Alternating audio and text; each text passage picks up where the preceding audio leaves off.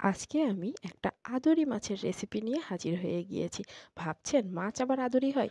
আচ্ছা, আমি বিস্তারিত পরে বলছি। এখানে আগে মরিচ গুঁড়ো, লবণ আর হলুদ দিয়ে মাছটাকে ভালোভাবে মেখে নিতে হবে।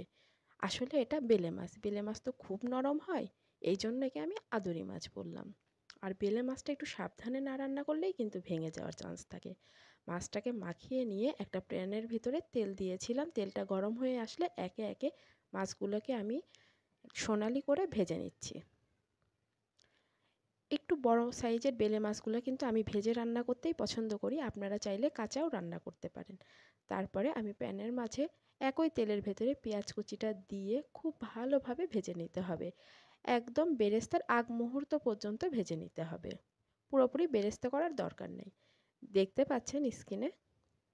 তারপরে একটু পানি দিয়ে একে একে বাটা মশলা যোগ করছি। রসুন বাটা, আদা বাটা, জিরা বাটা, আর এর মধ্যে দিয়ে দিচ্ছি গুঁড়ো মশলাগুলো। আমি এখানে কি কি মশলা দিয়েছি তা কিন্তু লিখে দিব। মশলাটাকে খুব ভালোভাবে কষিয়ে নিয়েছি যেন মশলার কাঁচা গন্ধটা চলে যায়।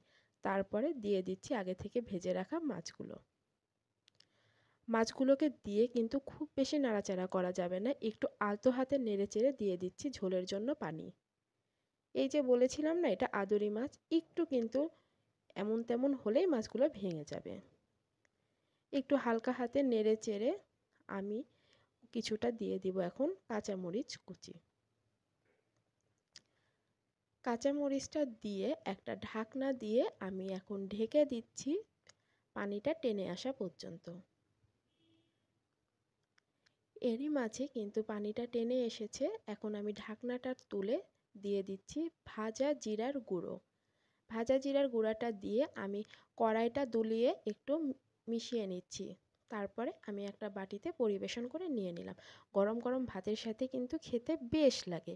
অবশ্যই একবার বাসায় তৈরি করে দেখতে পারেন।